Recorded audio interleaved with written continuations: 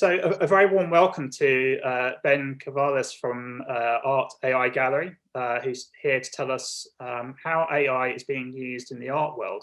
So Ben, thank you so much for agreeing to participate in this conversation. I think it's a fascinating area, and I think probably a good place to start is to really explore how Art AI Gallery began. What was the genesis of it? Okay, so first of all, it's a pleasure to be here. Thank you for having me. And AI art has been around for several years now, being developed over the years. And it was never extremely, let's say, engaging or visually appealing at first. And throughout the years, especially the past 2 years, some new developments in the technology used to create this art brought some fascinating new news pieces, especially 2018, where the first auction of an artwork that was generated by an artificial intelligence occurred at Christie's. And basically, there was a portrait called the Portrait of Edmond de Bellamy, and it was sold for $432,000. So me and my business partners were both big tech savvy, and my business partner comes with a lot of knowledge and background with image processing. And when we saw this image, we were amazed by the fact that an artificial intelligence can create something like that. But we were also surprised by the quality of the picture and the amount that it was sold for. It was of course amazing to see, but a bit blurry, a bit pixelated. And we thought that we could create new images that will be more visually appealing, higher depth, higher resolution, and to do that in a much higher scale with the knowledge that we have. And by doing that, we don't have to force people to buy original AI art for hundreds of thousands of dollars. We will be able to allow others to purchase it for themselves in a much lower amounts around $100. And with that thought, we started working on it. And after several months, we had some prototypes of artworks that were beautiful. And we took that as a proof of concept and opened up a company and opened up a store and started presenting the idea to the public in various ways, hoping that people will want to know more about this process and how it actually works.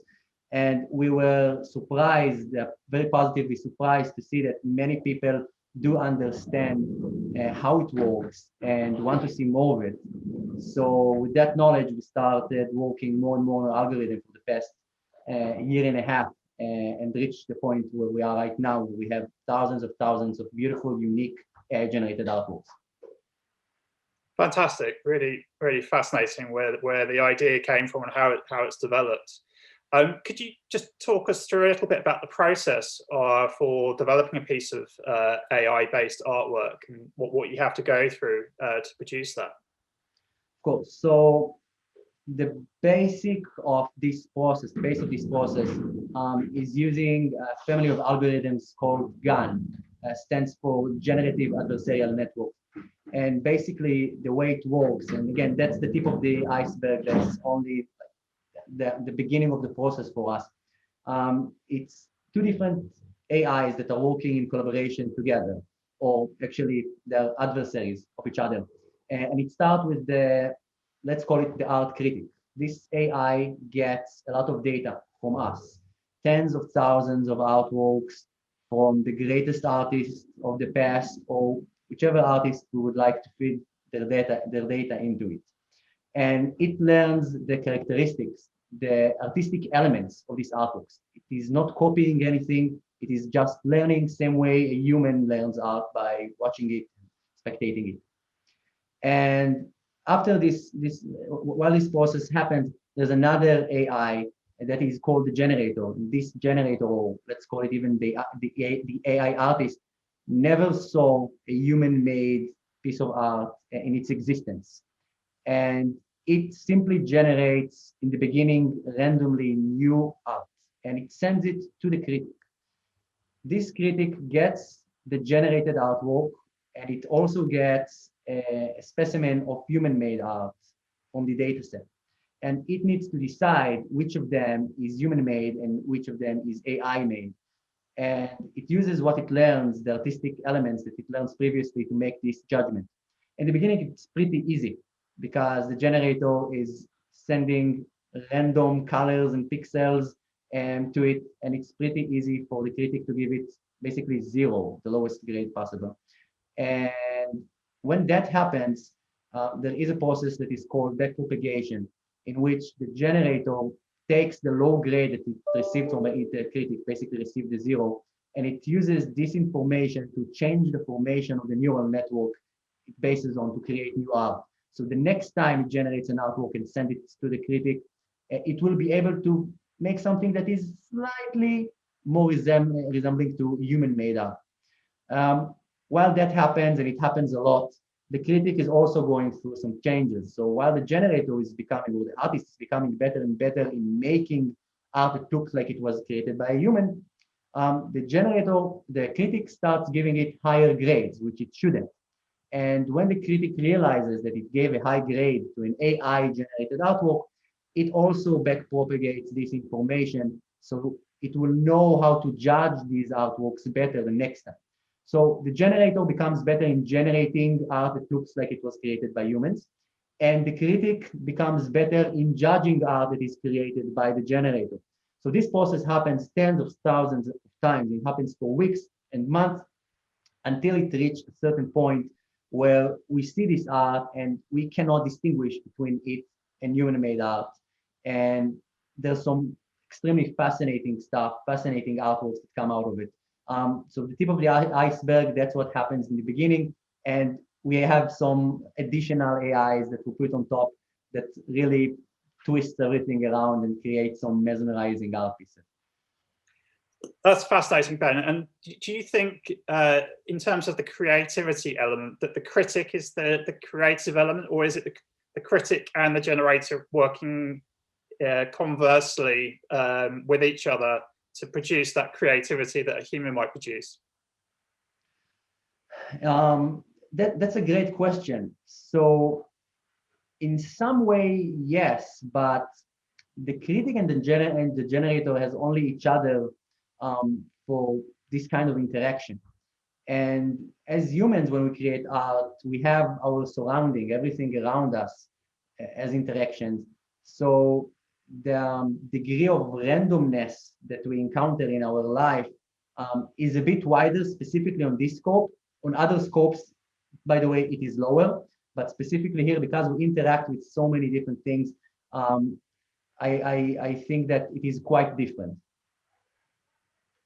Brilliant. And in terms of the scope of artworks that you can produce, what can currently be generated in terms of the mediums used? Is it oil, for instance, or acrylic and oil, or watercolors, or what is there a scope at the moment? So the scope is quite large. The big picture when we're looking at things that we're planning to do in the future. At this moment, we're focusing more on the artworks themselves, how they look like, and producing them as prints. There, of course, each of every one is produced only one of a kind artwork, but prints on canvas at the moment and additional materials in the near future. Fantastic. And how long does it take to produce a piece of AR artwork? What's the sort of lead time and development time? Okay, so at the moment, it takes us seconds to create new artworks, but that happens after we took months to train the algorithms that we're using. So we're creating new algorithms all the time. Each algorithm has a bit of a different style, and it takes a lot of time to train them. But after they are trained, it takes seconds to create new artworks. How do you think the works that you're producing through AIs differ from man-made artworks? Are there any kind of aspects or traits that are emerging that the AI is exploring that maybe humans don't explore? Yes, so I think it is different in several ways. So maybe it is a bit similar in a way that both humans and the AI are developing and changes their style all of the time. As I said, we're developing new algorithms that are based on things that we are learning and the things that the algorithm learns themselves. So that changes. But not like human-made art. We allow our visitors in the gallery and our collectors, um, our customers that are purchasing these artworks, and we allow them to interact in various ways, whether if they are liking artworks or they are purchasing artworks or engaging in any way with artworks. We get an indication of what sort of art is more engaging and what sort of art evoke more emotions. And we use this information in a sort of a loop to make the algorithm better, to make the algorithm know how to create more engaging artworks in the future. And this is something that is extremely difficult for a human artist to do. The human artist creates art out of the things that he's feeling with himself. Maybe he can ask around what people like to see and try to follow these guidelines, but it's never this actual live loop in which the information for so many different customers comes in and help it develop the new generation of art. So in some way, it is different than human-made art by the fact that we have thousands of visitors that are taking part in the creative process, making an extremely big collaborative artwork project that is ongoing. And a fascinating project it is too, I think. And do you think in the future, or in the near future, do you think AI will be used to principally develop art on its own, or do you think it will be used collaboratively to help augment human-made artworks? So I think both. We're going to see more of both. But if I'll have to pick one, I think it will be used more as a tool that artists are going to use to augment existing artworks or to generate new type of art. So artists by nature are creative, and the more creative people that are getting familiar with generated art, the more creative artworks that we're going to see. So we as a brand can do a lot with our technology, but other artists from all over the world will be able to do so much more with this technology. And I guess this is kind of the hot question, really, is in terms of AI and its impact on skills and jobs and opportunities for people. What do you think the impact might be there in relation to that? Okay, so basically there's a new tool, there's a new information to explore. And I think that the same way that a software engineer always need to be on top of all of the new information out there, need to know how to use the newest and most sophisticated tools and in order to keep up. Same way with digital artists, they need to become aware of this new tool.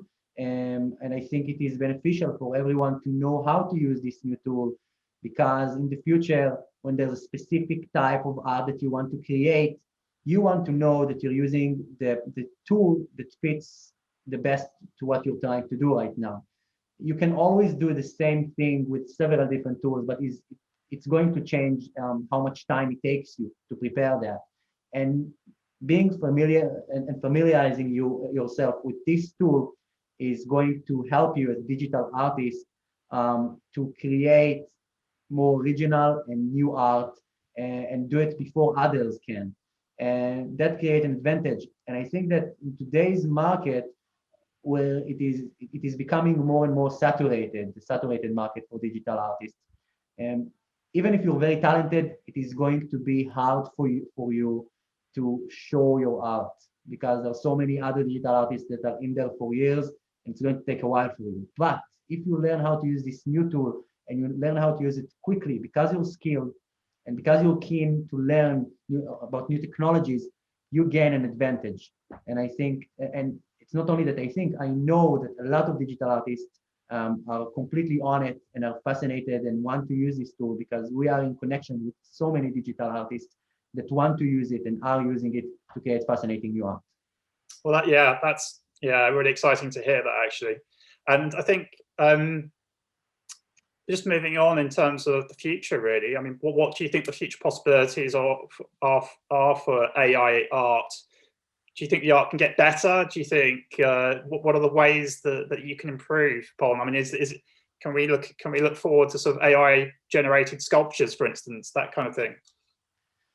So of course, we can expect that, but it's going to take some time until we get there. At least for it to be the same level what we're doing with the current artworks. But definitely there is more to look into in the very near future. So as I said already, the algorithm knows how to get better by the engagement it gets with our collectors. So it creates better art all of the time. When I say better, I mean create a bigger variation of art that speaks to more people. Other than that, personalization, it's a huge deal right now, and that's something that we're working on very, very hard. And basically, in the near future, it will allow everyone to get into a journey, a personalized experience in which they become a part of the process of creating the artwork. They customers can say, visitors can say what type of art they want, what type of art they like, add specific criteria that they choose, and then even change with some parameters of the artwork itself, and then generate the artwork based on what they like, on what they want to see, and be responsible for the generation of a completely new artwork that is happening live in front of their eyes. And so personalization, at least for us, is the next step when we're speaking about AI-generated art. And finally, what's the company's vision? Where are you going from here? And that's a great question. So what we want to do is we want to expose as many people as we can to the existence of this fascinating new type of art. And not only we want to do that, we also want to let people know of the discussion that is currently happening about the combination between artificial intelligence and art and machine creativity in general. We think that machine creativity is going to play a huge role in so many aspects of our life in the near future. And we want people to know that it is already happening right now, and they can become a part of this fascinating discussion and learn about it while it is evolving. Well, Ben, it's been an absolutely fascinating, intriguing interview. Thank you so much for your time. It's been a real privilege to hear about where the company's going and what the future of AI-generated art's going to be. I mean, finally, if people want to get in touch or see your pieces of artwork that are generated, where can they do that? So you can visit our website. That's www.artaigallery.com. And we're uploading new pieces of art 3 times a day. There are thousands of art pieces already in there, and we invite everyone to come and be impressed with the great variation of AI-generated art. Fantastic. Well, thank you so much for your time, Ben. I could speak for hours with you about this. I think it's an absolutely fascinating subject, but thank you so much for your time. Really, really interesting speaking with you. Thank you. Thank you so much for having me.